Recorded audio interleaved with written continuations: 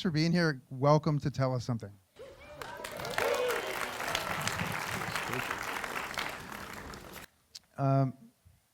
Thanks for coming to support live storytelling in Missoula.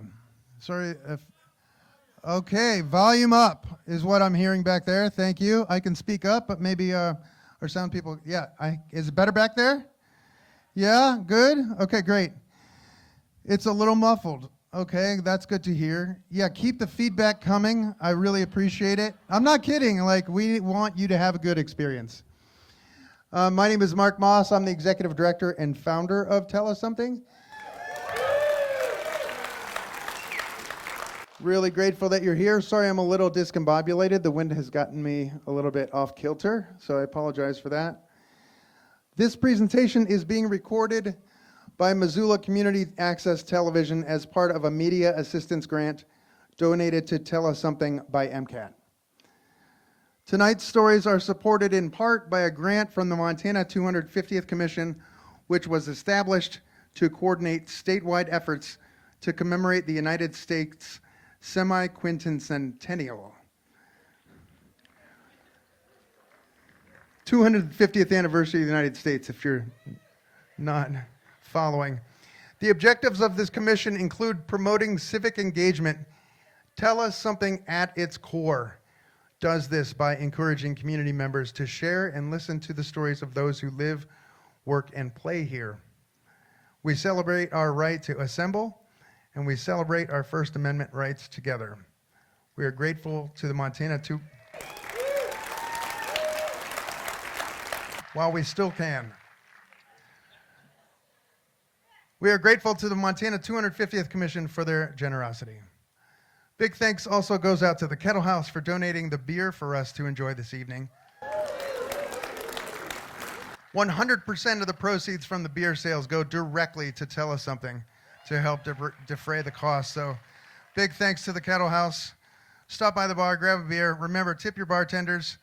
And I don't know how many pint cups we have left, but if you buy a pint cup, you get $2 off your beer while supplies last. Welcome to our friends and special guests, the Susie Educators.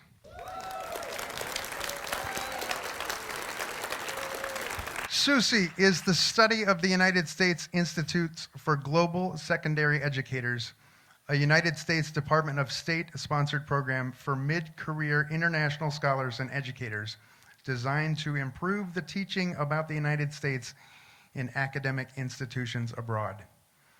This year we have, I think, 19 participants from all over the world. Welcome to our SUSE friends.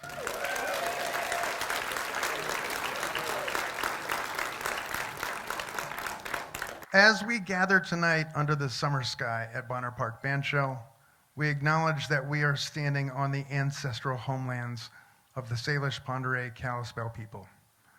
For generations, these tribes have stewarded the Missoula and Bitterroot valleys, deeply connected to the rhythm of this land. We recognize that our event's theme tonight, The Power of Place, is intimately tied to their enduring relationship with this region.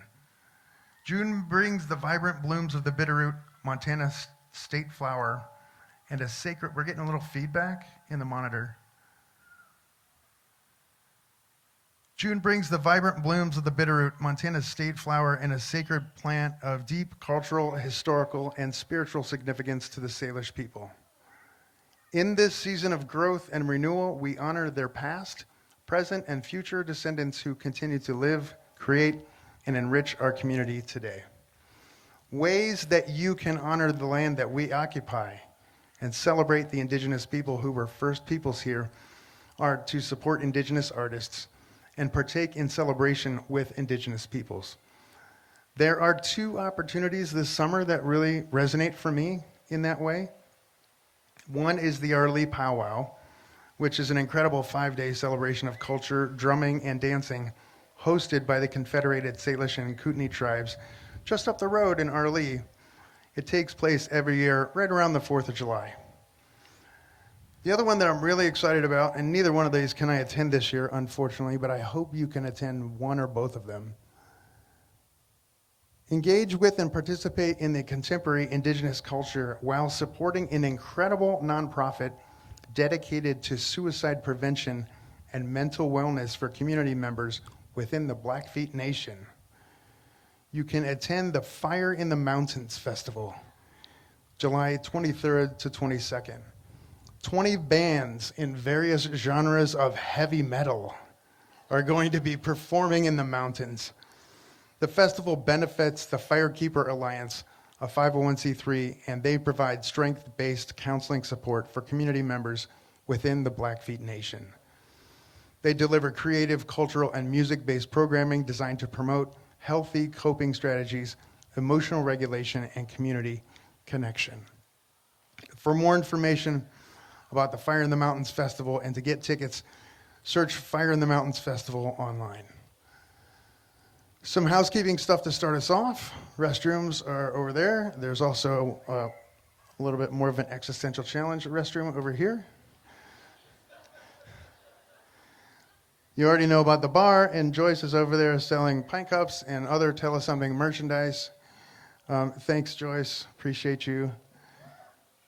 Remember this, Tell Us Something storytellers sometimes use adult language, and their stories sometimes have adult themes. Thank you for choosing to join us this evening. I know that you have many options on how you can spend your time and money, and I'm grateful that you have chosen to be here now. Tell Us Something believes that it is important to come together as a community to support storytellers in their community, in our community, as they stand and exercise their First Amendment right of free speech. How many people have never been to a Tell Us Something event? Awesome. What a great crew. So here's what you're going to experience. We recruit storytellers from the local community. And anyone who spends time in Missoula, in my heart, are a part of the community. So we're going to we are going to hear from 8 community members. Each of them have 10 minutes to share a true personal story from memory on the theme, Power of Place. At the 9-minute mark, our timekeeper is going to give a little gong, and it sounds like this. It might not be that loud. It might be louder. It's her first time. That gong at the 9-minute mark doesn't mean get off the stage. It means 9 minutes have elapsed and you have a minute left. If you're not paying attention to the time, like wrap it up, pal. That's what that means. It's not meant to be irreverent or mean. So that's what that's all about. When you arrived, you were given the opportunity to submit your own Power of Place story anonymously. Oh my gosh, I don't need these. That's better. You were given the opportunity to submit your own Power of Place story anonymously.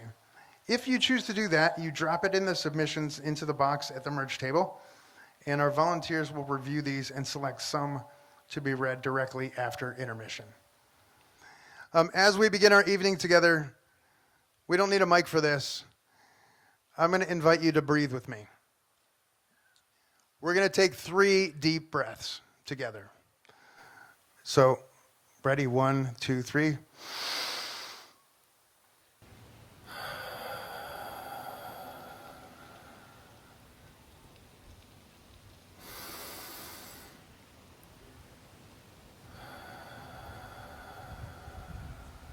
Okay, on the 3rd breath, as you exhale, hum at whatever resonance feels right for you.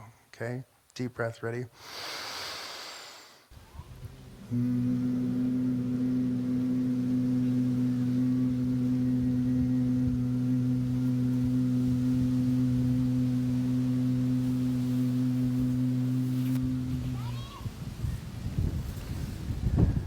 It is important to actively listen to one another, join together, and support one another by sharing stories. When we do this, we can better connect with our own individual stories, with each other, and with our community. This is your community. These are your stories. The stories you hear at each Tell Us Something event are by and for members of our community. You can do this too. You can share your stories. Tell Us Something provides storytelling workshops for all storytellers. Storytellers are paid for their art. We welcome you to pitch your stories. The next event is September 23rd, 2026. The theme is Pursuit of Happiness. You can learn more about how to pitch your story. You can learn more about how to pitch your story by visiting tellussomething.org and tapping or clicking Tell a Story. Please follow us on social media channels and sign up for our email newsletter to stay informed about ticket on sale dates. Our storytellers have worked very hard to bring you their stories tonight. Can we all agree to give them the respect that they deserve by actively listening to them? Yeah.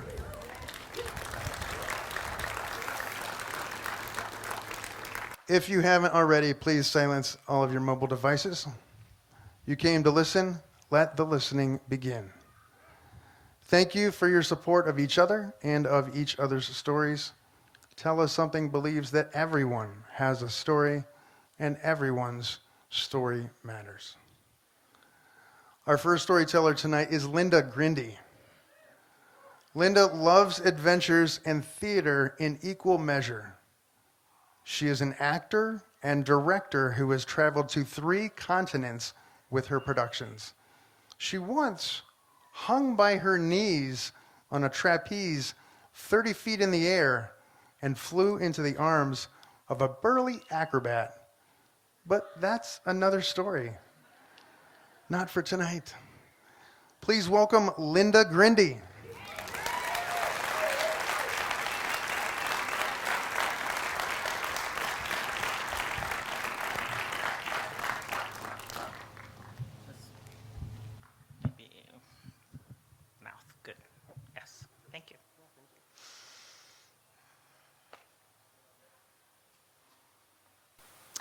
Have you ever wondered what it would be like to time travel?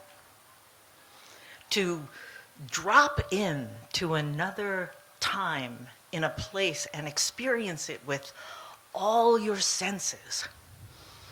Well, I believe I had such an experience. I came to Montana in 1979 to work at the Big Fork Summer Playhouse as an actor. And it was a fabulous experience. And at the end of that summer, one of the actors told me that he was going into Kalispell to audition for a movie they were shooting and asked if I wanted to go. It turned out that a number of the extras in the movie were teachers or students, and it was September, and they had to go back. So they took one look at us and sent us right to costumes. I knew immediately this was going to be a really special experience because they dressed us to the underwear. I put on bloomers, long black cotton socks, leather tie-up boots, long woolen skirt, and a cummerbund, and a rough linen shirt, and a woolen shawl, and a babushka. They took a picture of me, and I had to put it up on a locker because I had to dress exactly like that every day. So it turns out this movie was Heaven's Gate. Now, you might have heard that it was a huge disaster. But at the time, Michael Cimino was the golden boy of Hollywood. He had won 5 Oscars for The Deer Hunter. And this story was a true account of something that had happened in Wyoming called the Johnson County Wars, where in the late 1800s, when the government had opened up the West to homesteading, a wave of immigrants came out, and the local cattle barons were not happy. So they hired mercenaries to scare them off by killing them. And the story is how the immigrants fought back. So most of the movie had been shot. but we were there to be in the big battle scenes. Now, in case you think that being an extra in a major motion picture is really glamorous, let me tell you what a typical day was like. We had to be at the Quonset hut, the costume shop, at 3:30 in the morning, and in September it was cold, and put on our costume and then trundle into these 5 waiting school buses, old school buses, and then head up the North Fork. Now, at the time, the North Fork was not paved. So we were in this stiff school bus going over washboard and potholes and chattering our way all the way up there. So there was no sleeping. And when we got there, on the way, we would stop in Polebridge to pee, but then it was another hour up to the Canadian border. And they had gotten some permit to film on the Flathead National Forest, so we were in some very remote area. We'd get there about dawn, they'd feed us breakfast, they'd take us out to the set, they'd bring us back, feed us lunch, take us back out to the set, put us back in the buses, and drive all the way those 3 hours back to Kalispell, getting there about 10 or 11 at night. We did this every day for 3 weeks. And what did we do out there on the set? Well, the set was simply a long line of buckboard wagons and about 40 horses. There were stunt people, there were some of them professionals, but most of them were local people or people that had come in from all over the country. We had nothing to do. All we could do was wait. You weren't allowed to bring anything. Anything you brought along had to stay on the bus because God forbid you were wearing a watch when they shot this thing. So nothing. Oh, we could bring sunglasses. That was it because it was treeless and hot. So here we were in these woolen clothes, trading off the shade of the wagon we had to stay by or climbing underneath it. Because every once in a while, an assistant director would come by with a megaphone and say, "Lose the sunglasses!"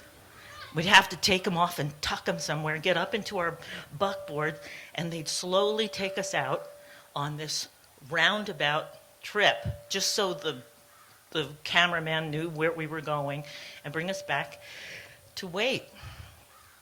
You see, in the strata of the movie business, an extra is at the bottom rung. We're not even considered people. They call us atmosphere.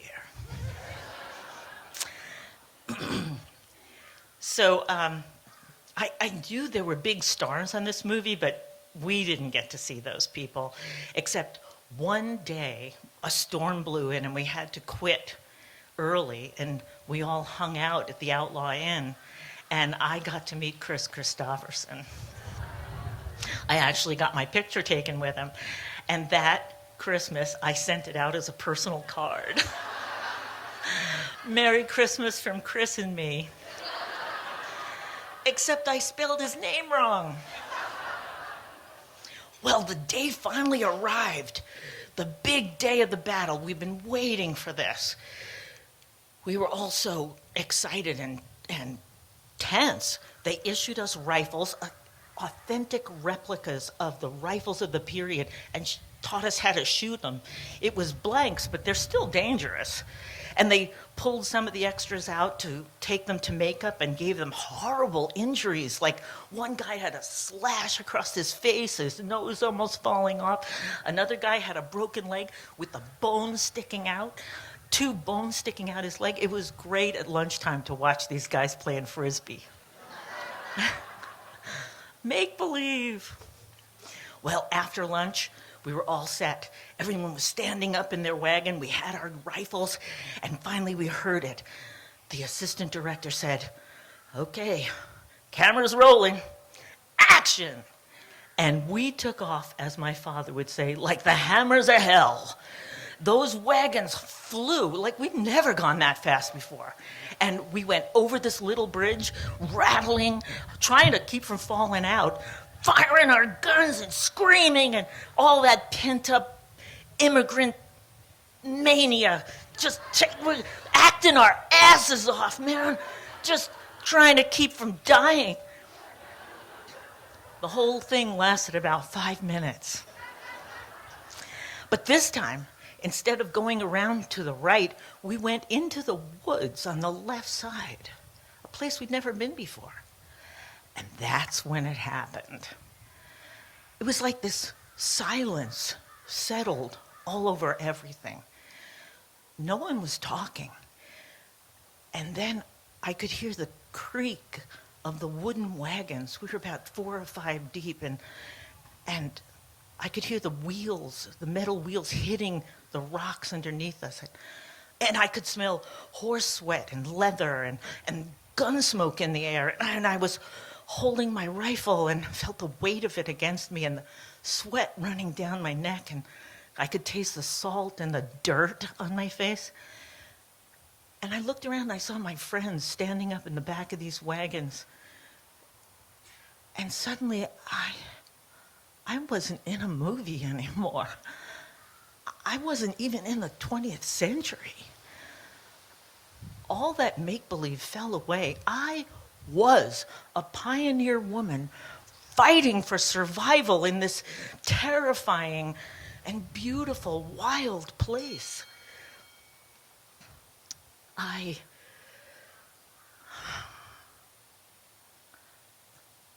held on to that moment through all these years.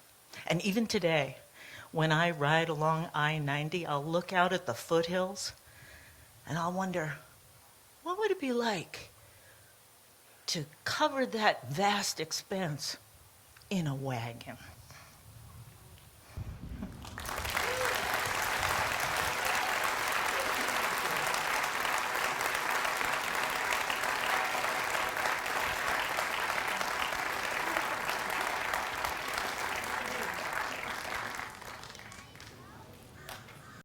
All right. Thank you, Linda. Yeah. Next up, we have Nora Mahmoud.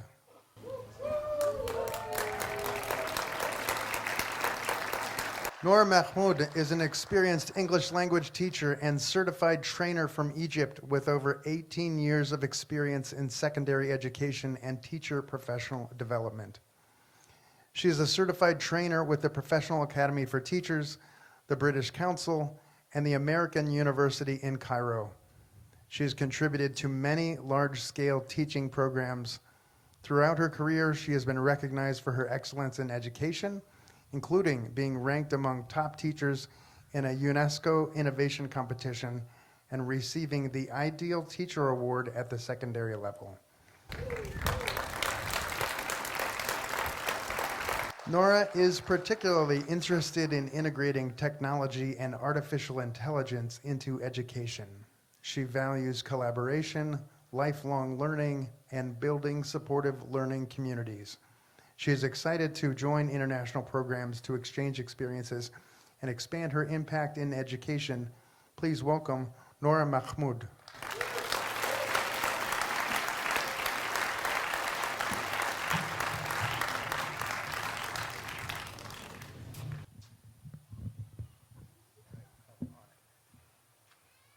A little bit. Yeah, down. Yeah. Thank you. I was a 12-year-old child standing on a school trip to the Library of Alexandria. The air felt different, silent, weighty, almost sacred. The air carried the smell of familiar scents of old books, ink, papers, stories waiting to be discovered, stories that I would later come to love. My classmates were busy looking around the buildings, but I was completely focused on something different. It was our history teacher. She spoke with great passion about the history of the library, that legendary place that gathered all the knowledge of the ancient world. At that time, I was convinced at that age that my teacher would probably know more than Google. Yeah? Yeah. She didn't just teach history, she made it come alive. And in that day, inside one of the most powerful symbols of knowledge in ancient world, I had a dream. A dream to become a teacher like her. That day, I wasn't just a normal girl in a normal school trip. I was a girl witnessing the beginning of her dream. A dream she didn't yet understand. I thought this was the end of my story with the library, but it wasn't. Years later, I became the teacher I had imagined to be that day. That school trip was a turning point in my life.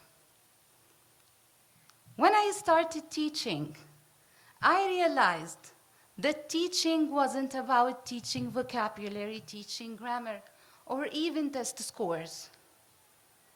It was about opening new doors and exploring new worlds. One day, after the lesson, a student called Lily raised her hand and asked a question. Can one person change the life of someone? I looked at her and answered, well, Lily, one person, one conversation, one teacher, one place can change the life of someone. And of course, I was talking about myself. It still amazes me how one place can hold so many beginnings, so many meanings. I started teaching literature, drama, novel, poetry. My students started exploring different worlds, different cultures, different ideas. Some places we go to, while others stay with us. And when the moment come to meet someone special, it wasn't even my choice of place. It was his, my husband's choice. Out of all the cafes, restaurants, places in Alexandria, he chose the library.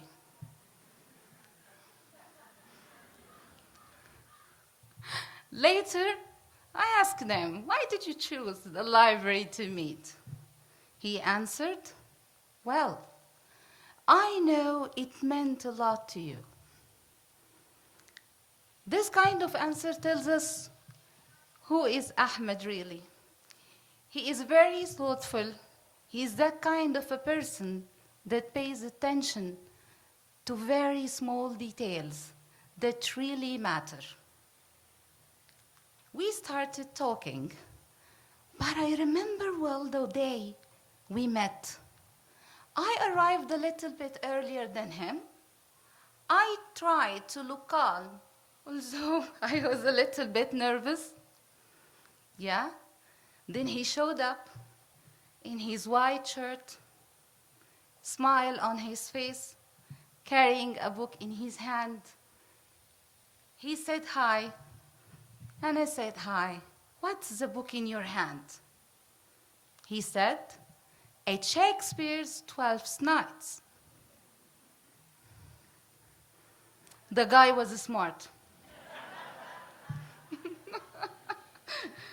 Yeah, This means a lot to me. Yeah.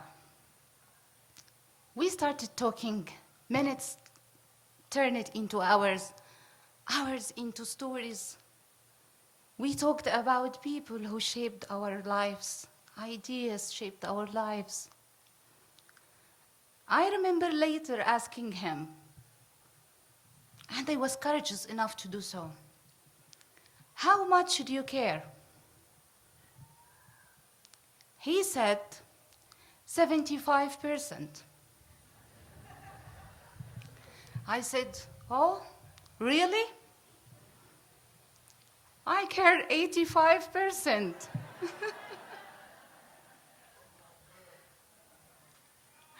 A friendship turned it into love, and love into marriage.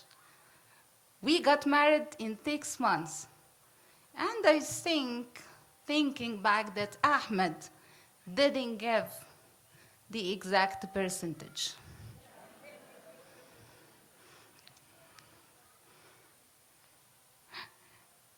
Library of Alexandria is no longer part of my past. It's still part of my present. I take my children. Hopefully, they get a glimpse of what inspired me once there. And every time we go, something beautiful happens. My daughter, Noor, is a very smart girl. Every time she goes to the library, she gets more and more interested in history and geography. One time, on a display, she stopped and asked, "Well, Mom, how do we know a lot about the civilizations that lived thousands and thousands of years ago?" I smiled and looked at her and answered, "Yeah, they kept asking questions like what you're doing now." She looked around and said, "Then I will keep asking questions." She's 18 years old now. She's studying history at her final year at high school, and she is a volunteer at a program running within the walls of the library. My son Hazem has a different kind of interest. He is interested in maps, books, countries. Once he asked me, "Do children in other countries go to school like I do? Do they have dreams like mine?" I remember we spent like an hour talking and discussing about other children. And when he went back home, he drew a picture of a chessboard that was on the cover of the book he saw at the library. I asked him about this drawing. He said, "Well, I wish I can find books that tell me how great players think." I'm pretty sure that we didn't share the same interests, me and my children, but we shared the desire to learn and to discover. From a school trip to a love story to motherhood, it's amazing how a place can have so many beginnings and so many stories. Some places we go to while others stay with us. Thank you so much.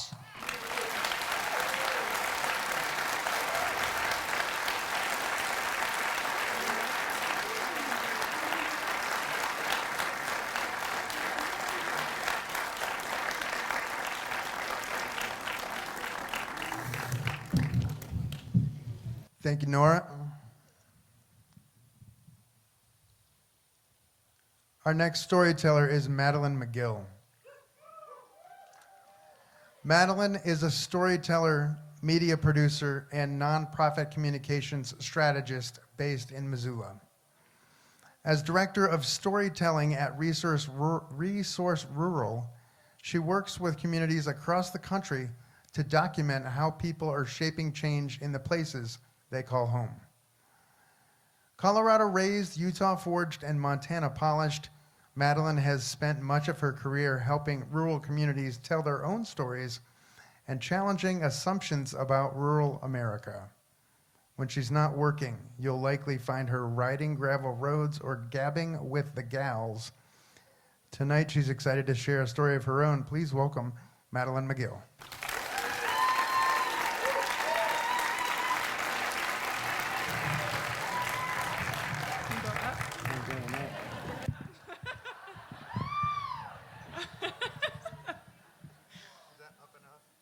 I think that's up enough. Yeah, thank you. Thanks, Mark. If I could ask a favor from the audience, if I start to drift back from the mic, would y'all raise your hand? It'll kind of tell me to come back in. It's nice to see everyone. To start off right into the meat of it, in 2020, at the beginning of the global pandemic, the world lost Wade. He was 29. He'd just been enrolled in nursing school. And one day he was gone. And I lost him too. We had been dating for almost a year, and our relationship was kind of in that beautiful incubator in the honeymoon period before things start to get real. And when he disappeared, myself, probably 26 years old, was quickly inoculated into the world of grief. And I can imagine that many of you in the audience understand the emotional weight of what it's like to lose someone, and perhaps theoretically I understood that too, but the thing that I was not prepared for were the logistics. The trying to open his phone to inform his employer that he had passed away, the shuttle to pick up his parents, the lack of a will, the many pieces and parts that it takes to put together someone's life and how they'd like to be remembered. Not to mention, in the beginning of a pandemic, when it's hard to gather and to celebrate, how do we remember the people that we loved and lost? I still don't know. But what I do know is that I was living in Bluff, Utah. Anyone been to Bluff? Yeah. Town of 250 people in the southeastern corner of the state. And the day after Wade passed, I got a phone call from a woman who lived in another nearby town called Boulder. Her name is Blake. She still lives there. And she said, I don't know what's going on, but I just get this sense that something's not right with you. Mind you, I had met Blake one time. We barely knew each other, and there was no social media post, there was no obituary, there was no way for her to have known that this person had passed away. And she said, when you're ready, you should really come to Boulder. It's a beautiful place to grieve. And for those of you who haven't been to Bluff or Boulder, they're towns of comparable sizes in the southeastern and south central corners of the state. They're on the doorsteps of national monuments, one on Bears Ears and one on Grand Staircase Escalante. And between the two of them, they are beautiful places to grieve. They've held generations, centuries of memory for many people. And I will say right now that it was not the beauty of Boulder Town that caught me when I finally had gathered enough of my affairs to make it down there. It was the people. And I think that a lot of small towns are like that, Missoula included. They're beautiful, but it's the people that make them special. Boulder opened a hotel room for me for 2 months in the middle of the pandemic. And for the first 40 days or so of my grief, I didn't make a single meal. People who didn't know me dropped off food, invited me to their table, invited me on hikes. I talked to other people who had lost loved ones, and the most important thing that the town gave me was something to do. I didn't know at the time how to put one foot after the other, but there were people in that place who made sure that I was always occupied. And I didn't understand at the time how much of a gift that was. There was one person in particular in that time named Andy. Andy still, thankfully, is a close friend, and he is a manager on an operation in Boulder and has something like, I don't even know, team, at the time, maybe 300 goats, 20 or so sheep, and a beautiful family, 2 young girls, a wife named Andrea. And Andy, in particular, wanted to make sure that I didn't spend a single dinner alone.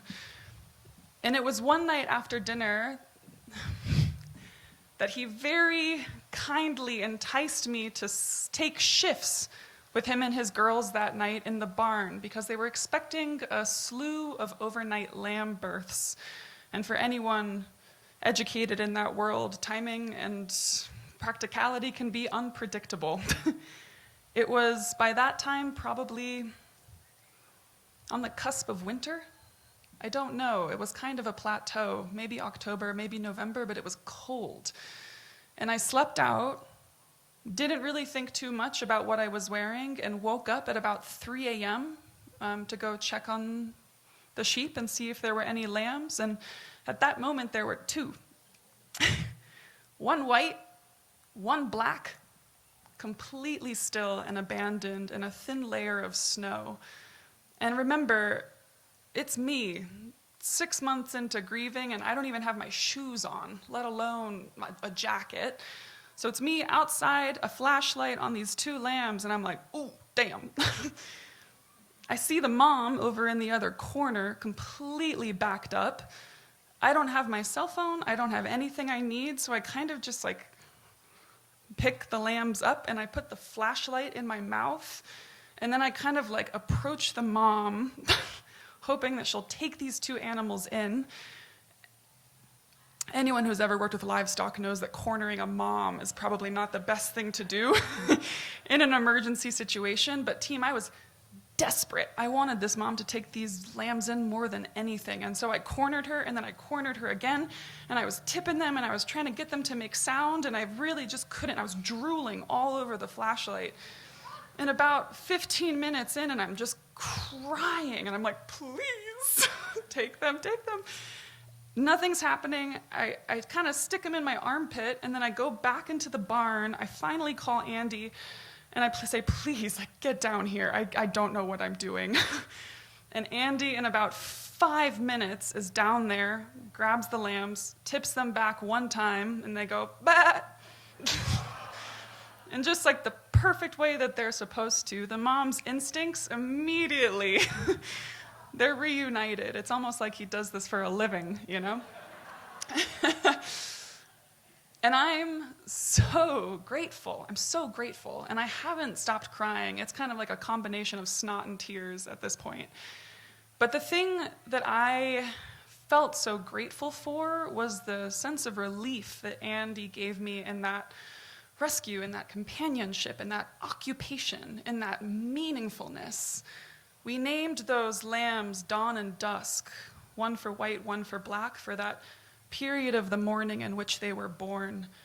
And reuniting them with their mother gave me the opportunity to fight for the first time in a while for life. Maybe not yet my own, but something, someone else's. And that is the day that I decided to step back into my life. Thanks, everyone.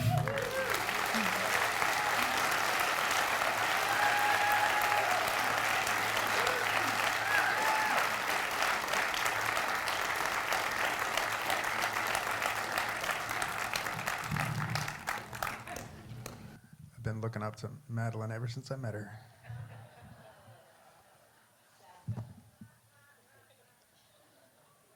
Thanks, Madeline.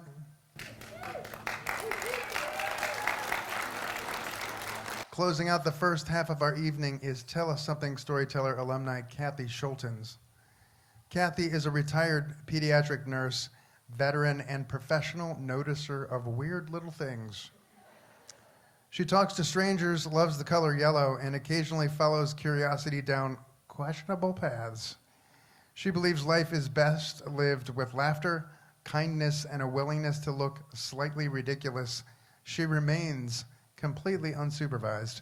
Please welcome Kathy Schultens.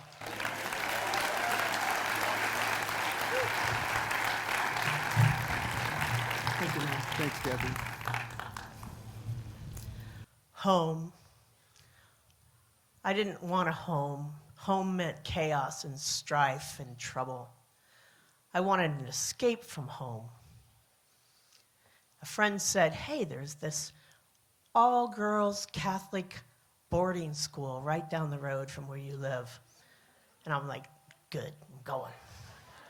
I didn't know anything about Catholics, and I surely didn't know anything about nuns, but there I was. The nuns wore these burgundy purple habits that were just folds and folds of material, and they had these white veils that all you could see was the very oval of their faces, and they were a little scary. They also all wore very sensible shoes. These women were an eclectic bunch. They came from all over the world, and they were patient and intelligent and cranky and compassionate and stubborn. And some of them were really, really funny. Now me, I'm a 15-year-old full of false bravado, questionable behaviors, and I don't give a shit attitude. Those nuns saw right through me. When I was in 10th grade, my best friend was Betty Martinez. Now, you could count on Betty for trouble and mischief any day of the week, and that's probably why I loved her so much. One Sunday, we're lounging around the dorm, and she comes running up, and she's got the biggest box of chocolate. I mean, it's huge. And she goes, look what the nuns were going to throw out, you guys. And we're like, what? She goes, they were underneath all the newspapers. They were going to throw them out. Come on, come on, come on, come on, come on. And we take off. And where we're going is the book closet in the high school, because it was our little hideaway, our little, gonna do something wrong, go there. So we haul ass down there, and we go in, and there's a bare bulb on the ceiling, and a long string, smells like mildew and old textbooks and a little bit of mimeograph paper, and it's dirty, and we sit down, and there's that box of chocolate. Now, if any of you guys have ever been handed a box of chocolate and been able to pick something, you know that little exploratory poke you do? Like you just kind of like do a little, in case it's like nougat or something and you really don't want it. There was none of that. We tore into that chocolate like a pack of wolves. You just take a bite. If you didn't like it, you just spit it out. Just threw it on the ground. It was insane, and we weren't saying much, okay? It was very quiet. We just, bah, bah, bah. And then we heard it. What was that? That was rosary beads knocking against that habit. And we had all learned very quickly that each nun had a different sound. Their stride determined what those wooden beads sounded like.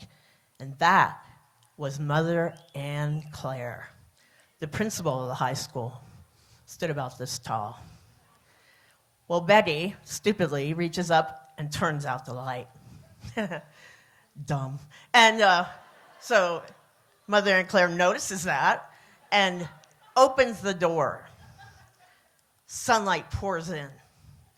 We have chocolate all over our faces, caramel on our teeth, vanilla cream and marshmallow all over our hands, and we just look up, and she says, girls. We're like, Mother? She said, where'd you get the chocolate? And like good, loyal friends anywhere, all of us went, Betty. That came as no surprise to her, and she looked at Betty, and Betty started trying to explain. Mother, the nuns, it was in the newspaper, and they were going to throw it out. And she did the quintessential nun stop talking hand. And Betty stopped talking. And she looked at all of us and she said, "Did any of you believe that?" And we had to look down in shame. And she said, she looked around that lovely little room, and she said, "The measure of how wrong something is can be determined by at what lengths you'll go to hide it." Ugh. I want a 500-word essay from each one of you on my desk in the morning. You can pick lying, stealing, complicity, or how about gluttony? Lesson learned, gluttony. When I was a junior, I had decided that God was calling me to be a nun. Now, in retrospect, obviously it didn't happen, thank God. But in retrospect, it was just some pre-lesbian tension happening. I didn't really get I knew I wanted to be around women, but the details hadn't quite come clear, okay? But the nuns were very excited about this, and Mother Dorothy, who was this adorable 80-year-old English nun, decided that what I needed to do was learn more about the foundress of the Religious of the Assumption, which was the order. And so once a week, we would grab little Montessori chairs and take them out into the lawn, and she would sit next to me, and she would read me the story of Mother Marie Eugene. I didn't really care, but it was so nice to be out there, and it was lovely, and it was idyllic, and it was perfect. Until Taffy. Now, Taffy was the oldest convent dog. And dog is pushing it, okay? Dog is more like floor mat, because what Taffy did was lay splayed all four legs out on the cool terrazzo of the chapel, never moving. And people would actually walk by and reach down and see if it was breathing. But not today. Today, Taffy was breathing because Taffy was with Theodora. Theodora was the newest dog at the convent. And she was dragging Taffy by his penis backwards because they were in copulation. You guys, I'm in 11th grade. I'm like, oh God. Please don't look up. Please, Mother Dorothy, just keep reading. Don't look up. Of course she looks up. And she says, "Oh, Taffy, I didn't know you had it in you." Bangers, Taffy. Absolute bangers, my boy. I'm looking at her like, what? And she said, "Kathy, religious life, it's not all prayer and contemplation. Our job is to love all of God's creation. And God's creation isn't always perfect. It's messy and muddled and sometimes very embarrassing. And I hope that you spend your whole life enjoying and celebrating God's creation. That's your job." Lesson learned. 11 puppies later, God's creation. When I was a senior, I asked if I could do a religious retreat over the Christmas holiday. So instead of going home, I would stay and be mentored and pray and hoogity boogity boogity. But I was the only one that asked to do it. And so I was going to be alone in a 40-man dorm. And there was a little group of more progressive nuns who had a little community on campus, and they said, "Why don't you come and stay with us? It'll be fine." So they made me a little bed next to French doors with glass, and it was lovely. I was thrilled. And I went to bed that first night with my little pillow and my little blanket, and every nun came by and bid me good night, and they went upstairs to their rooms. The temperature dropped that night below 50. This is Miami, Florida. When it gets below 50, it's freezing, okay? I went to bed with one pillow and one blanket. I woke up with 1 pillow and 8 blankets on top of me. Every nun had woken up at some time during the night, realized it was cold, thought about me, and took their own blanket down and put it on top of me. That, you guys, is fierce love by women in sensible shoes. Lesson learned, finally home. Thank you.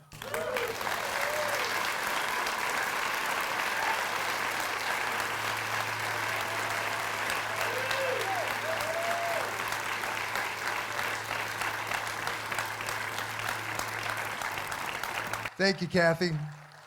And thank you to all of our storytellers so far. And thanks to the Montana 250th Commission for the grant that is helping us put this event together tonight. Thanks to our storyteller sponsors, the Good Food Store, for helping us to pay our storytellers.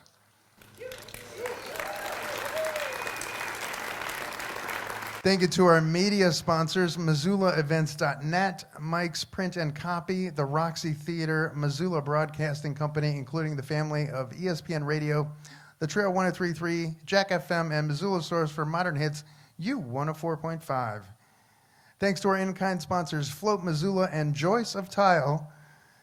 When you patronize these businesses, thank them for their support of live storytelling in Missoula.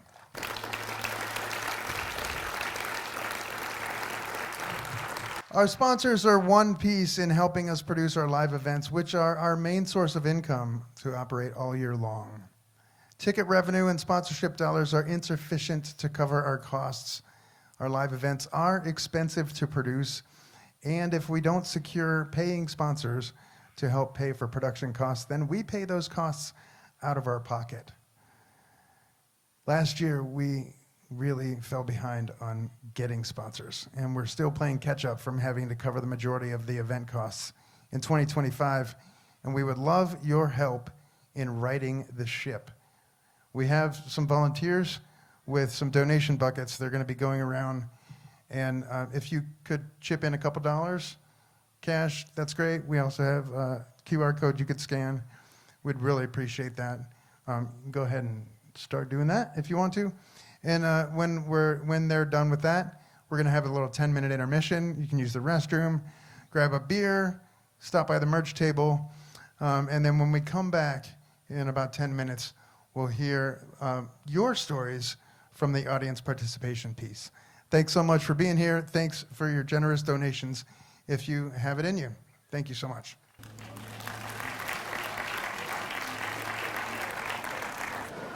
Welcome back.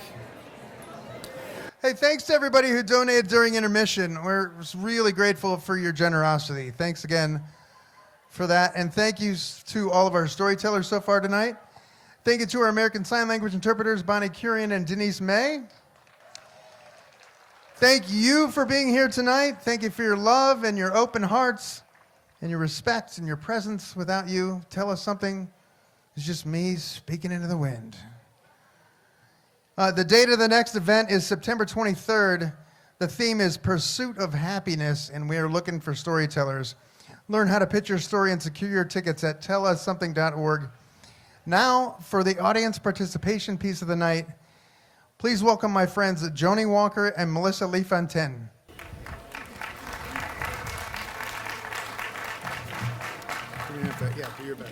Here we go.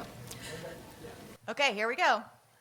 When my now wife and I were visiting the south of France, we visited a beautiful Catholic church. Due to it being during the COVID years, there was no holy water to be found. Good thing I had my Nalgene water bottle with me. So many were blessed that day.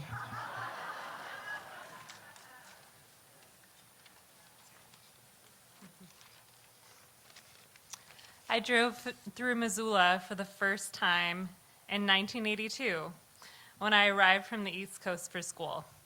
2 women were walking down Higgins holding hands. I'd never seen 2 women looking so free and happy in public. I knew then that I belonged here.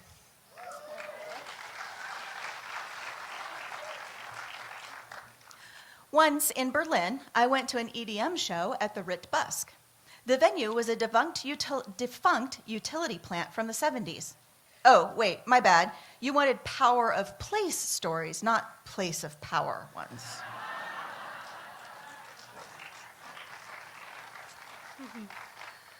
12 years ago, I rode my bicycle from New Jersey to Virginia, then across the Trans-American route to the coast of Oregon, then down the coast to San Francisco.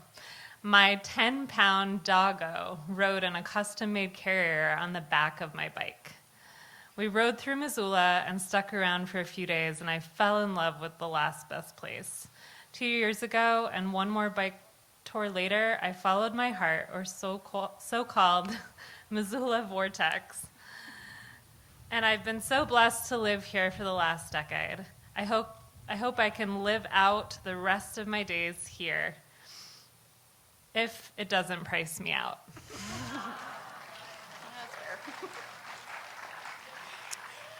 This one will resonate with all Missoulians. The power of a parking place is very underrated. You round the block, time ticks and talks. It seems for days you've waited when the Maltese Falcon, the Holy Grail, the one you've sought and longed for, says, "Here I am. Let your forester lie."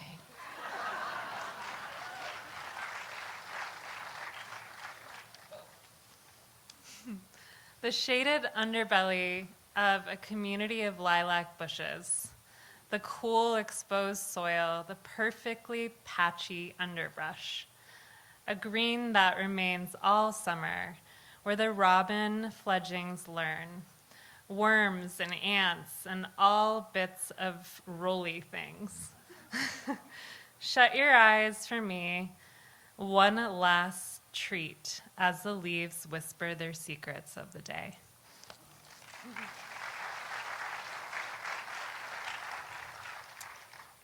I was in New York City, visiting museums and waiting to get up to Yankee Stadium. After going through the Guggenheim, I walked up Fifth Avenue to the top of Central Park. A policeman on horseback rode up to me and said, "What the hell are you doing here?" "I'm going to get on the D train and on the other side of the park." He said, "You're in Spanish Harlem, kid. You don't belong here." That is the power of place.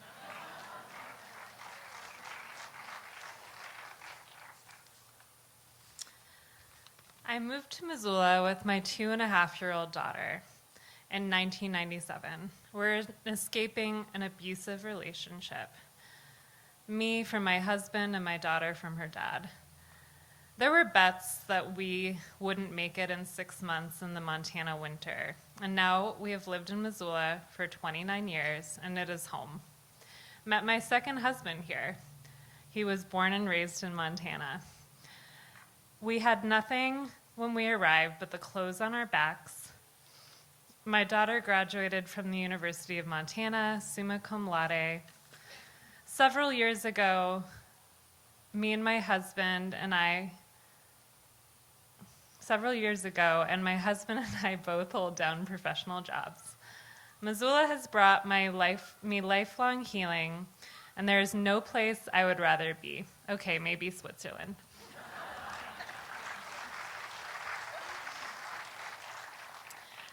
My husband and I got stranded in the middle of nowhere for a whole week. Blown transmission in St. George, Utah. Young, with little money, we reluctantly had the car towed to the only auto shop open on Sunday. Not only did the shop owner give us a very gracious college kid discount, but he let us borrow his car and put us on his insurance for the week. Suddenly, the middle of nowhere became our saving grace.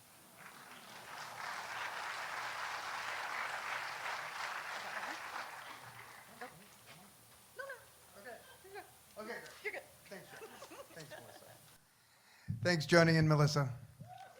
Thank you all for submitting your stories.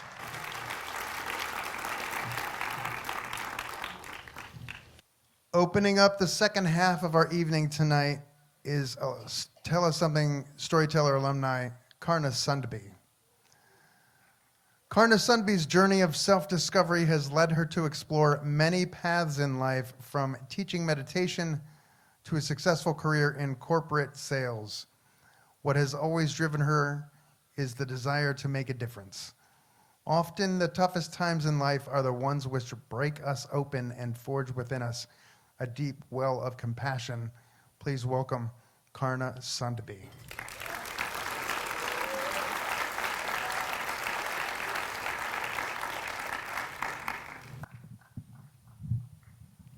Thanks. Perfect.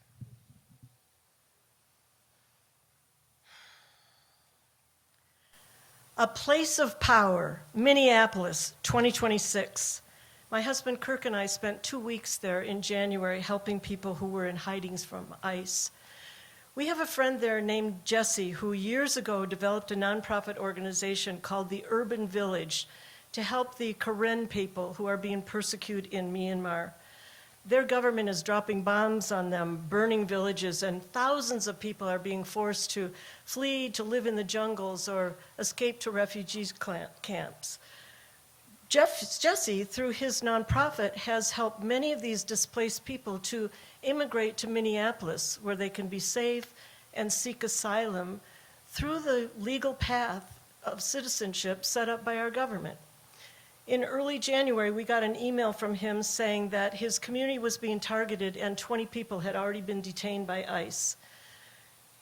As he was searching for safe housing for people on social media, Fox News got a hold of the story and broadcast that he was helping illegal criminal immigrants escape from authorities. This was not true. Every member of the Urban Village community is here legally, seeking asylum or on student visas, and none have criminal records. Now Jesse was getting death threats. His wife, Becca, was 33 weeks pregnant with twins, and they were having to go into hiding too. So we didn't know, what can we do? We didn't know how we could help, but we decided we had to try. So we jumped in our car and started driving towards Minnesota. Once we arrived, we tapped into 2 organizations there. One was this large Hispanic church called DHH, and the other was this amazing food rescue organization. And they were packing boxes of food and delivering them to immigrants that were in hiding all over the Twin Cities. We would stand at our station, whether it was apples, potatoes, rice, or beans, and this conveyor belt went by, and as quickly as humanly possible, we'd put the appropriate amount of food in the box, and the boxes went by. The goal was every day to pack and deliver 1,200 boxes of food on each shift. And then we started giving rides to students who were here from Myanmar. Public transportation was too dangerous, license plates were being targeted, and these kids were afraid that if they missed classes, they might lose their scholarships. So we would pick up the nursing students at 5:30 in the morning, and they would run to the car with these eager smiles and bright eyes, just so grateful to have a safe ride to their classes and clinicals that started at 6 a.m. We'd pick them up at 11 o'clock at night, still had this indomitable spirit after working 8-hour shifts at the nursing home. These days were so long for them. And when we trained to be drivers for them, we were warned that we could be picked up and imprisoned by ICE, simply for giving rides to the students who were here legally. We had to carry our passports everywhere we went. We downloaded this app that we would push to notify someone if we were apprehended. And we took this training called the Rapid Response Training to teach us how to respond to ICE if they showed up where we were. Everywhere we went, we wore our whistles. It was intense. And when we were there, we just were so inspired by these students who were so grateful. There was this incredible network of communication on safe apps called WhatsApp and Signal, and this amazing communication was constantly happening where they would give you information of where ICE was right now, so you could go and help if you wanted to. You could go and join packs of people that were walking endangered kids to and from school. You could go to targeted neighborhoods and blow your whistle or honk horns to notify the neighborhood. That's what Renee Good was doing before she was killed. You know, I'm sure that there are illegal immigrants who are here committing crimes, but I don't know those people. I know these people from Myanmar, I know their stories about how they escaped from a country where they are being killed and persecuted, and were so grateful to come here where they could be safe and get jobs and further their education and get citizenship. And now they're being persecuted again by the United States. We heard so many stories. I was heartbroken to hear the story of the woman cowering in her apartment while ICE was pounding on the door, threatening to break it down. So traumatized that she miscarried the baby she was expecting. And then I was confused when I saw this gut-wrenching dash cam of a young guy outside of his car trying to show his visa to ICE, and they assaulted him and took him away. And then it was explained to me that ICE doesn't care if they have a visa. ICE just cares about their daily quotas. And then I felt angry when I heard the story of the young man in El Paso who went to his bond hearing, and his was determined an incorrect detainment. So they told him he could leave after paying $500, and as soon as ICE returned the documents they had taken from him to the courts. They didn't return him for 2 weeks, and he had to spend this unnecessary another 2 weeks in prison. And when he left, he wasn't given his cell phone back. Just such intentional cruelty. And then we started hearing the stories from people who were released from prison. No change of clothes, no shower, no toothbrush. Sleeping on the floor with no blanket, cement floors, no pillow, lights on 24/7, dinner is a sandwich. I started thinking about how much better the conditions are of convicted criminals who are in prison. One day we got an email saying that a member from the urban village was going to his bond hearing, one of 60 people, and they asked that at 10 a.m. we stand, light a candle, say a prayer, say his name, stand with him in solidarity, which we did. He was released, but the 59 other people went back to the hell of detention. And when he was released, he was told he had to pay a $7,000 bond. Now, the urban village raises funds to pay those bonds, and then they fly a volunteer down to Texas to rent a car and drive the detained person back to Minnesota. That's how people from the urban village make it home. I don't know what happens to people who don't have a community like that to support them. But I was so just shocked by what we saw in Minnesota. I don't think you can understand how real it was unless you were there. What it's like to watch ICE target and surround a neighborhood or a vehicle in America. But I think we can all understand how deeply wrong it is. This was not some country in a dictatorship. This was Minneapolis, where I, a citizen born in this country, initially felt afraid to give rides to kids here on student visas. This was Minneapolis, where every day 1 or 2 planes would fly out to Texas carrying immigrants to get them out of Minnesota jurisdiction and into Texas jurisdiction as quickly as possible. This was Minneapolis, where we had a friend who owned a warehouse near the airport, and somebody talked to him about wanting to rent space. And as he was showing them the place, the guy was taking measurements and explaining the size of the vehicles or the cages that they intended to build there. We were so happy to be there, to help. It just felt so purposeful. We stayed with dear friends in downtown Minneapolis, and they would introduce us as their friends from Montana. And sometimes people would just burst into tears, so touched that somebody cared enough to come and help. The only reason we left was that I got sick. And what a miserable drive that was back to Missoula. Just burning sore throat, splitting headache, fever, chills, body aches. And all I could think about was, what would it be like to be this sick in detention? When we were in Minneapolis, we heard a new word, a new verb called neighboring. Neighboring means protecting and supporting the people that live next door or down the street a couple blocks. We saw so many examples of this. Neighbors giving food, shelter, money, breast milk for a woman who too stressed to make her own. Neighbors carpooling endangered people to appointments. Workplaces setting up sleeping arrangements when it was too dangerous for their workers to go home at night. Teachers going to teach kids at home after school, kids who were too scared to go to classes. And people, clinicians making home visits to people too afraid to seek medical help. We were so inspired by the strategies and the effective results that the people in Minneapolis got by organizing, creating neighborhoods, neighborhood communities, by teaching tactics of resistance and remaining resilient. Minneapolis, a place of power, the power of people with whistles, organizing and uniting to create hope and to create a model of solidarity for our country.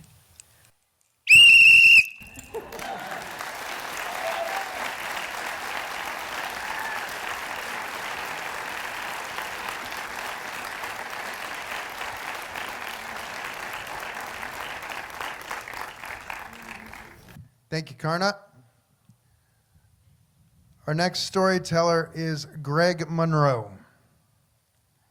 In Greg's 50-year career as a trial lawyer, including 30 years as a law professor at the University of Montana, he has made storytelling the center of his advocacy. Greg is awed by this ancient and beautiful communication. He is now the patriarch of both sides of his large family. He was born curious, and persons, places, and things are endlessly interesting to him. Greg describes himself as the proverbial jack of all trades and master of none. Please welcome Greg Monroe.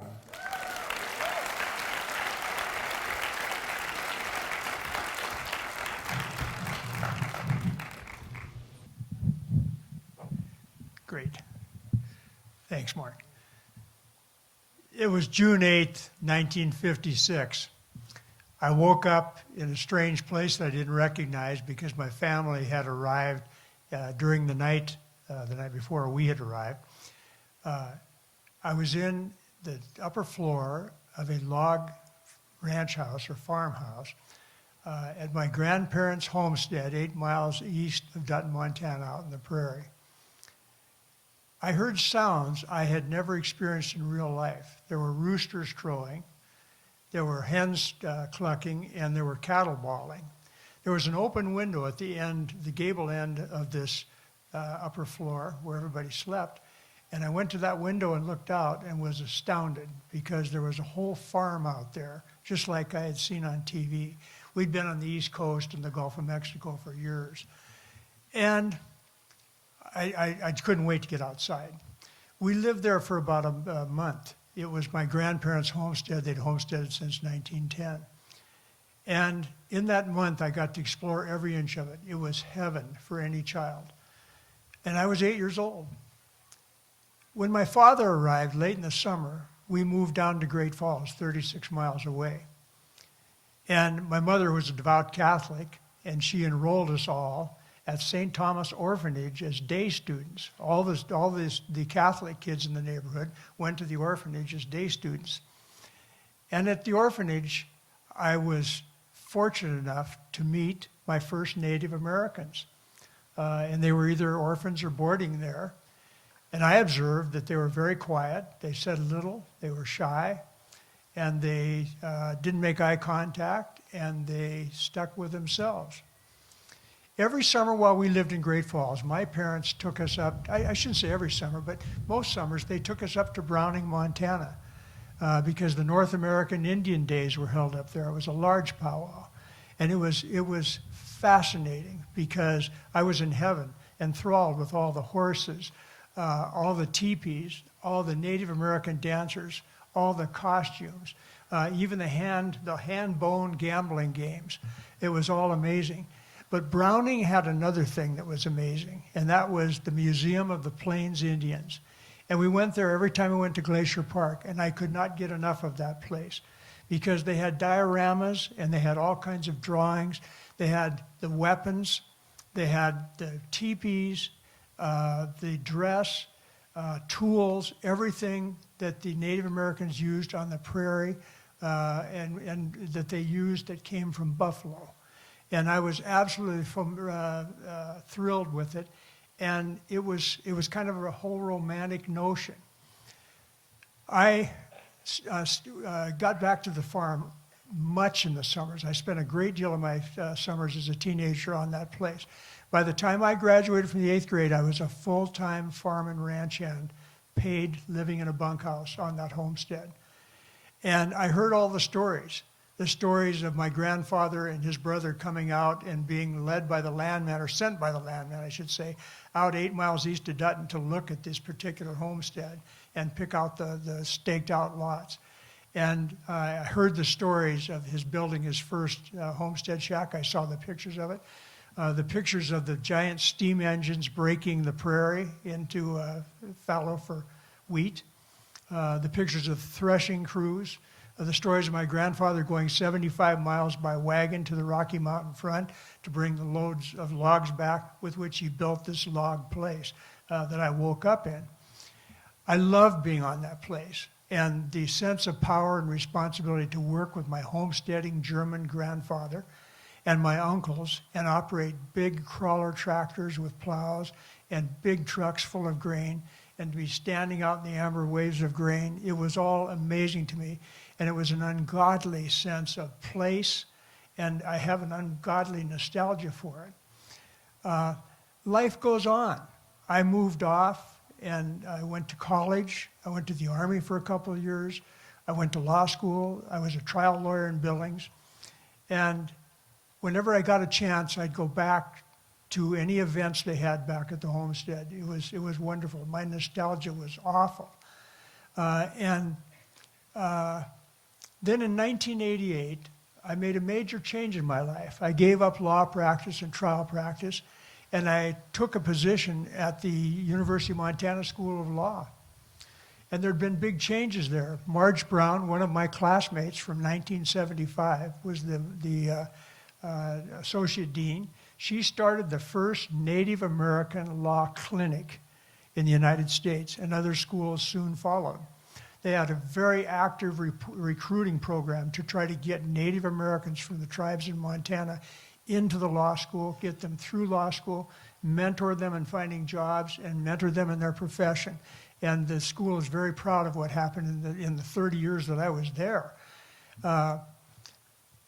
And the school had the clinic, and they had a Native American law program in the summer. They had all kinds of Native American law courses and courses on the treaties, etc.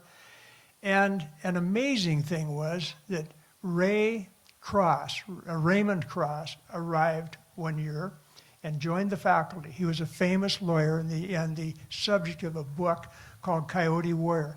Raymond Cross was the Coyote Warrior. He, as a young lawyer with the Native American Rights Foundation, made it all the way to the United States Supreme Court and the United States Congress and got hundreds of millions of dollars of reparations for the 3 North Dakota tribes, the Mandan, Arikara, and Hidatsa, for the homelands that had been flooded in 1951 by the United States government to make way for the Garrison Dam and never paid anything. And he got the reparations. And here he was, officed right next door to me. A profound change took place. One day, I was standing in the hallway, a long hallway, and the law school had placed on the wall the history of all the treaties, all the law that was forced on the Native Americans was all down that wall. And it came full force, the full realization that my grandparents could homestead that place and could provide for themselves on land that the United States government forcefully took away from Native Americans. They took it away from the Blackfeet Nation. They pushed the natives off after they'd killed all the buffalo. They pushed them off to Browning, Montana, a place that's so arid and has such a short grazing season that there are no amber waves of grain there. And you're lucky if you can raise a cow-calf pair on less than 50 acres. And as a result, what I witnessed in my lifetime going back and forth through Browning was the city is impoverished, the reservation is impoverished, and I know what the suicide rates are and what the rates of disease and desperation and everything and how bad the economy is there. And the disparity between what happened. My mother and all of her siblings, and my father, who also grew up on the homesteads, and their siblings, and even their spouses in many cases, were on those homesteads, and almost everyone of them went. My mother and all of her siblings went to college. And you know what? I and my 40 cousins, any of us that wanted to, went to college. And that realization was really a stark thing. And then the other realization was that all over the world, I had come to realize that white people from Europe and from the United States had pushed the people off the land and the native peoples off the lands, and in order to make way for monocultures, whether it was pineapple or rubber or sugar or wheat and barley. And the realization that my grandest days as a teenager out there on those tractors and those combines were spent in a giant monoculture where we had shoved all the animals and all the people off the land. The indigenous people were all off so that we could have a monoculture because it was all wheat and barley. And the animals were gone. And that's another stark realization. Today, I have that same longing for that place. I have a terrible nostalgia for it. I have a deep, deep sense of place and a deep sense of self because of my years there. But my sense of that as a place is so much deeper now because I know how much history there was there before. As John Hyatt sings, there's a graveyard under that cattle herd. Thank you.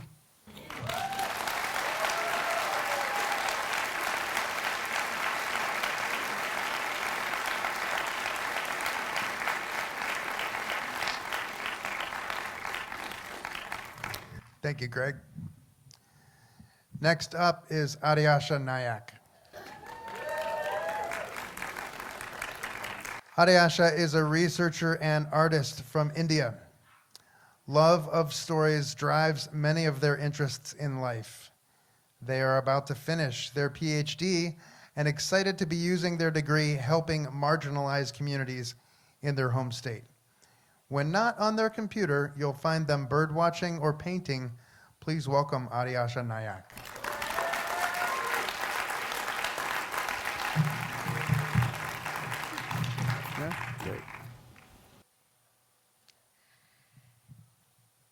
Let me take you back a couple of years to the other side of the world. This is in India. My family has been moving about since I was 10 years old. We never spent more than 2 years in any single city. But every year, without fail, during holiday season in October, we would go back home to my grandparents' house. And it was a momentous occasion for me. I got to spend time without my parents telling me to do homework or anything at all. I was allowed to roam free. And I remember those days. My grandparents' house, pretty old house that my grandfather built. It's next to a pond. And every morning, I would hear the neighborhood children jumping into the pond, splashing, having fun, their shouts. I would hear the bread vendor come out, and I would run downstairs, grab myself a breakfast, come up, have breakfast and chai.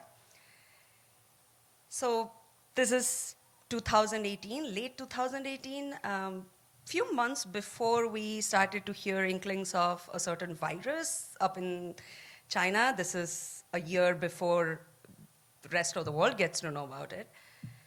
And we had just gone home, but this occasion was different. Slightly somber because we were there for my grandmother's first death anniversary. We call it Barsi, and in Hindu culture, the first death anniversary is important. We believe that the soul remains attached to their body, to their worldly possession for the first year of their life. And you celebrate with food, you make their favorite things, and you gently tell them to go back to heaven, or you gently help them exit the cycle of life and death. So we are there to see off my grandmother. She was kind of a bitch, but she knew what she wanted and always stuck to her guns. So it makes sense that for her, Bercy, everything had to be perfect. So my dad and my mom, as the oldest son and the daughter-in-law, are spending their whole time making sure that everything is perfect. My grandfather, on the other hand, was incredibly calm, quiet, never spoke up. And me and him, because I want to avoid all the questions that aunties are throwing at me, and he's just old and tired, we are sitting there at one of the chairs, just talking to each other, not even talking sometimes, just enjoying the silence. And he wants to go home because he's tired. I took him home, I put him to bed. I left the next day, and a year later, we got to learn that my grandfather passed away. That was the last time I saw him. Surprisingly enough, my grandfather was a ranger in Forest Service, and he told me a bunch of stories from his old days of traveling in Indian rainforest, finding ghosts, which just turned out to be foxes, sometimes running into tribal people trying to hunt in the night with their bows and arrows.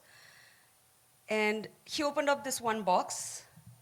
In there is a little compass, an old water skin, one of the oldest kits for making animal footprints ever. And I loved that. He was different than any other adult I knew in my life. He didn't have a 9 to 5. He had interesting stories. He never just sat in an office. He went outside. And I only wish that he had gotten to see me where I am, because 2020, in the middle of pandemic, I ended up taking a job with the Indian Forest Service. And I ended up working with tribal communities, traveling through Indian rainforests, not seeing ghosts, unfortunately. That experience was something I had wanted to share with him, but I would never get to. Now we jump back to 2023. I had just moved to Missoula, and as somebody from the global south, I hated the winter. And I also did move here in the peak of winter, and I immediately wanted to go home.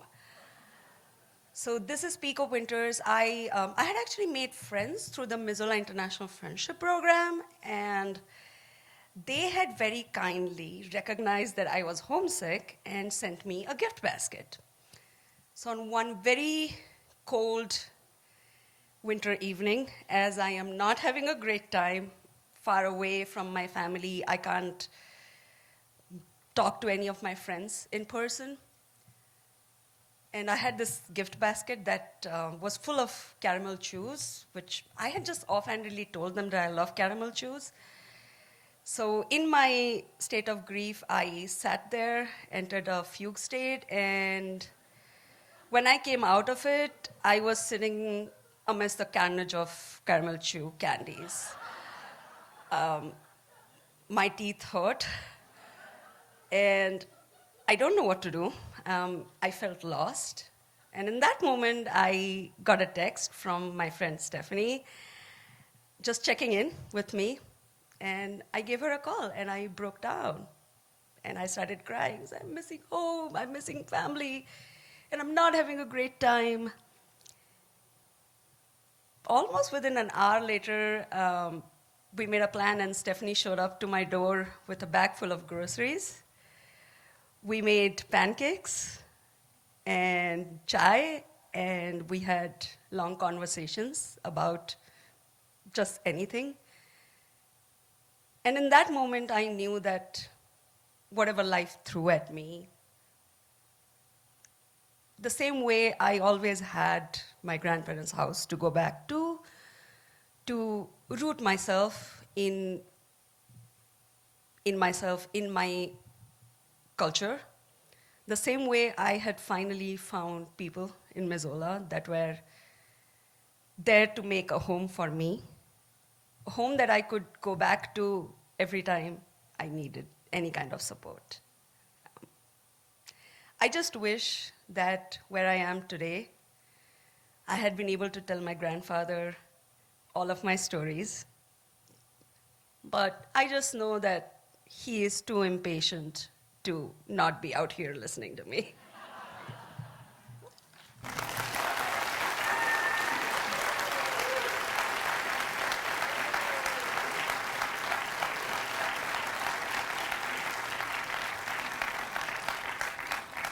Thank you, Adyasha.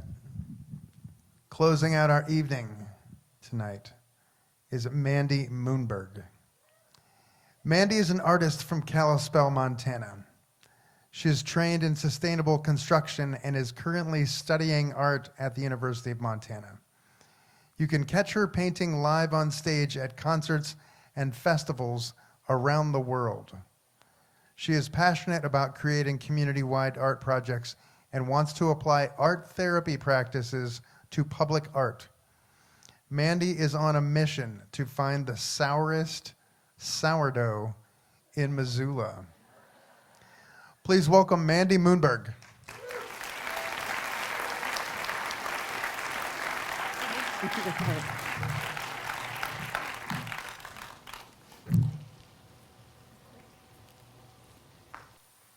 I am alone in the dark in a room in the worst motel in town. I'm peeking out the window at the office of the motel where I can see there's a cop banging on the door and no one's answering, so he takes out a phone to make a call and my phone starts ringing. That's because I am the only employee at the worst motel in town, and he probably wants to talk about some heinous crime that's been committed here, but I don't have the emotional fortitude. I'm not getting paid enough, so I silence the phone and I carefully close the curtains and I go back to watching Law and Order. When I started, I was not the only employee at the worst motel in town. I was part of a whole team of housekeepers, but this place had a real hard time hanging on to its employees.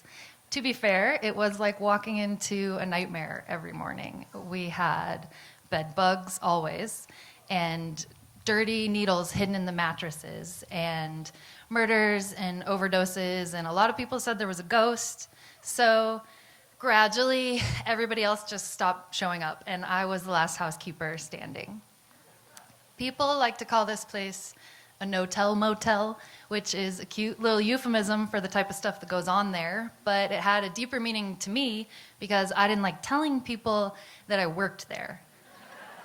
I did, however, start to identify with the clientele of the no-tell motel because it was the type of place where no one would stay if they had any other choice, and it was the type of place where no one would work if they had any other choice. So I felt like we were all trapped in there together. While the housekeepers were dropping like flies, the same thing was happening at the front desk. So I started having to cover some of those shifts too, and when that happened, I was the only employee on the whole premises. And I was terrified of working in the office. I always felt like someone was going to point a gun at me. So I got in this routine where I would lock up the office and put my number on the door, and then I could just go find an empty room and watch Law and Order until the shift was over and I could go home. So I passed a long, hard winter that way until I finally got a better job offer at a respectable grocery store with a generous employee discount. And at that time, I still believed in some sort of sacred trust between an employer and an employee. So I went back to work and I put in my 2 weeks' notice at the no-tell motel. Then I got to have the glorious honeymoon that comes after you put in your notice at a job that you hate. I was showing up late. I was saying good morning to the dead raccoon that had been out front of the office since I started this job. And I was washing blood off of walls, just carefree, until Towards the end of the 2 weeks, one morning, the owner of the motel came in and she was having a crisis because she and her husband also own a nice hotel on the other side of town, and that morning all of their housekeeping staff had quit and walked out, and they had a ton of reservations, and they wanted me to go out there and clean for the day. I declined because I didn't have a car, and she said her husband could come pick me up and he would take me home at the end of the day, so I agreed. Then the husband arrives, like an alien, landing in the parking lot of the no-tell motel where everyone's having the worst day of their life. He's in this huge, shiny, show-off, gaudy BMW. I never met him before, but I get in the car, and he's covered in jewelry, and he reeks of cologne, and he's a huge creep. Did you see that coming? He propositioned me in a number of ways. He said he has mistresses that work in all of his hotels, and he gets them management jobs, and in some cases he'll buy them a car, and he calls it helping me out. He said, you could help me out and I could help you out, and he wants me to manage the housekeeping department at the nice hotel, and he says he could buy me a car, and he's like, don't you like my car? It's a BMW.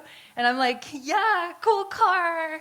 And I'm thinking, because at this point I've watched a lot of Law and Order, you're not supposed to allow yourself to be taken to a second location by a guy like this.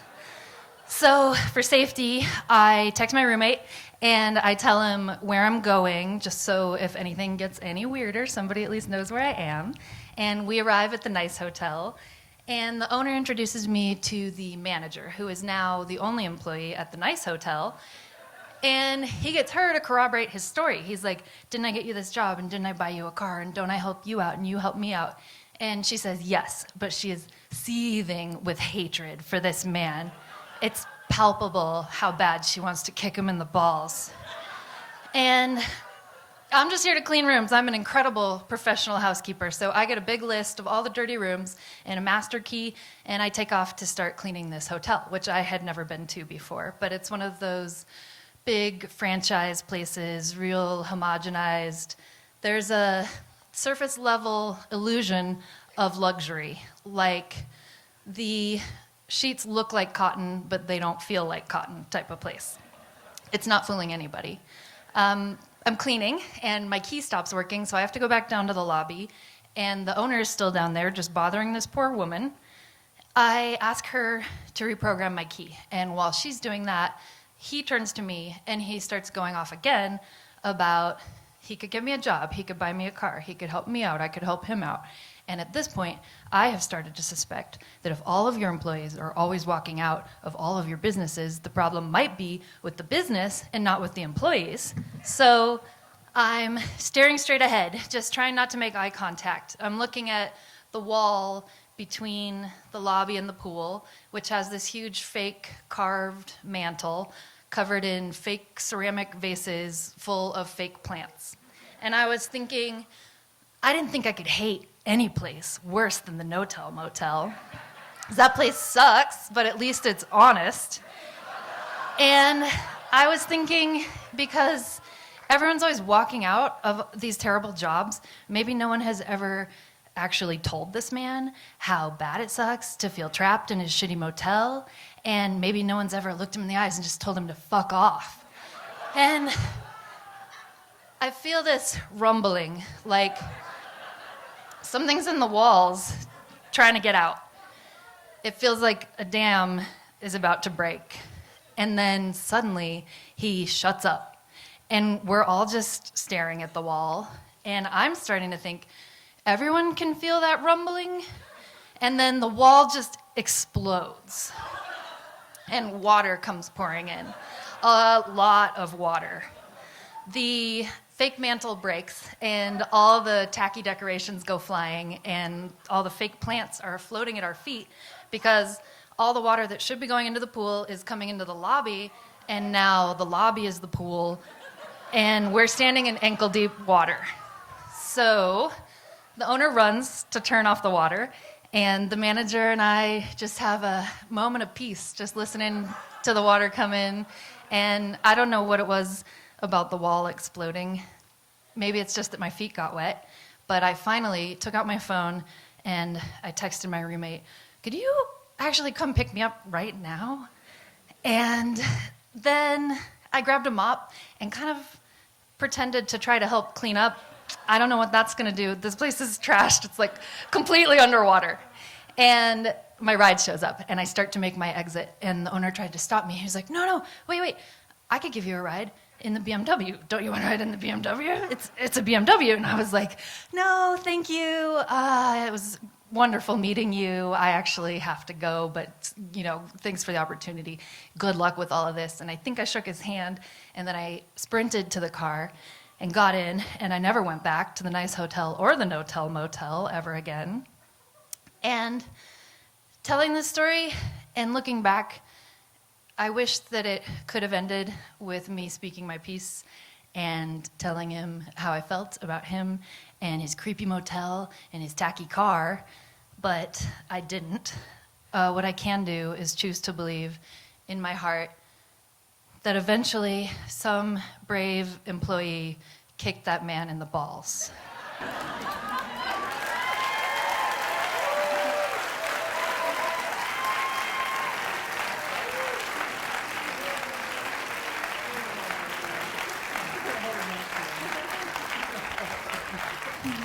Thanks, Mandy. Hey, can all the storytellers come back up, please? Come back up to the stage. Big thanks again to all of you for coming out tonight to support live storytelling in Missoula. Huge thanks again to our American Sign Language interpreters, Bonnie Curian and Denise May. Thank you to the Kettle House for the delicious beverages, and to our story sponsors, the Good Food Store, and to the Montana 250th Commission. Thank you for being here tonight to support storytelling in our community. And most of all, thank you to our storytellers. Linda Grindy.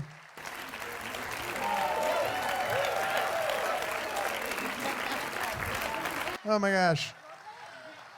Nora. Oh, great. Madeline McGill, Kathy Schultens, Karna Sunby, Greg Monroe, Adasha Nayak, and Mandy Moonberg.